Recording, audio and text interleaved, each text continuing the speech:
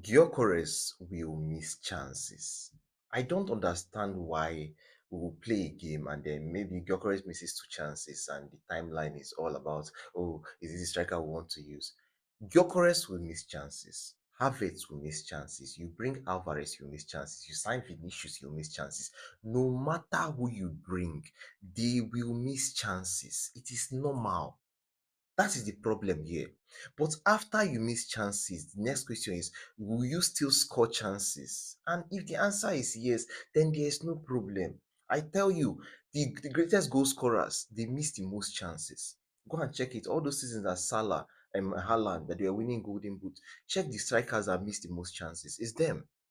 But the issue is that you guys want these players to score the same amount of goals that these other ones are scoring. Mbappe, Haaland, Harry Kane. You want them to score the same amount of goals they are scoring. And it is not possible. One reason why it's not possible is because we are not going to create the amount of chances. Until we do that, that is when they can now do it. Most of these people that we say that they are clinical, yes, they are clinical. But you check a match and you see that Mbappe scored a hat trick, and you see that he missed five chances before he scored a hat trick. But it doesn't concern you. What you are worried about is that okay, he has scored a hat trick, and you are happy, and you start comparing him. While Gyökeres on his own part, he'll play a game, he'll have let's say five chances in the game, and then maybe he scores one and then he misses four, and then you are complaining. Gyökeres is not as good as Mbappe, so you're already supposed to expect that he's not going to score as much as he's going to score. So with that notion, first of all, you should sit back. I've been saying the whole back and forth about Gyökeres and Havertz, who is better. They are two completely different types of centre forwards. And Arsenal needs that.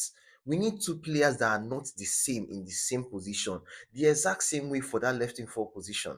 As opposed to me when I say that Arsenal needs order and chaos on the wings. That's what we need. Zolis is order. Someone that is just thinking about goal.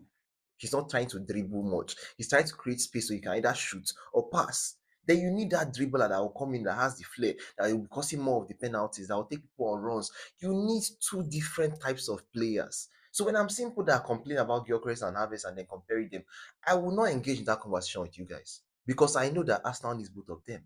We are not going to the market to go and sign any new centre forward. If we're saying Gabriel Jesus, I'm not expecting us to go and sign that centre forward because we already have two. The reason why Havertz is playing in the midfield is because the midfielders have not yet resumed. Once they resume, he is not playing there. So they are the centre forward options.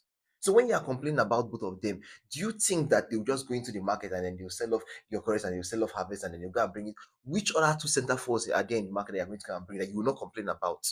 Because I'm telling you guys, the way Arsenal plays, no matter who you are bringing in, as long as it's not Haaland, Harry Kane, Mbappe, and then Lewandowski has even expired himself, he's not even in Europe anymore.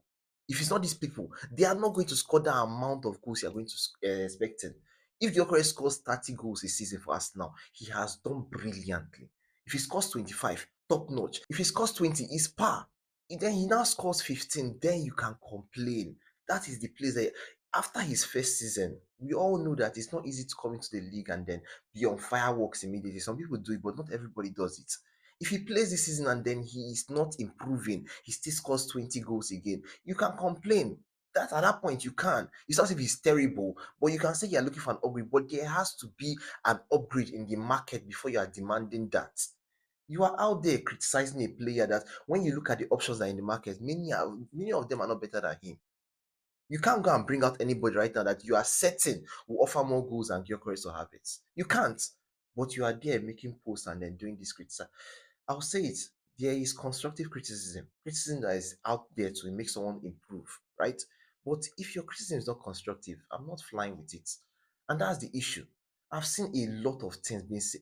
You cannot make me to join you guys in this conversation because to me it is senseless. The exact same way you were talking about Saka and Gyökeres and how one of them was a problem. Saka was not passing, Gyökeres was not finishing. I was like, I was not going to engage in those conversations.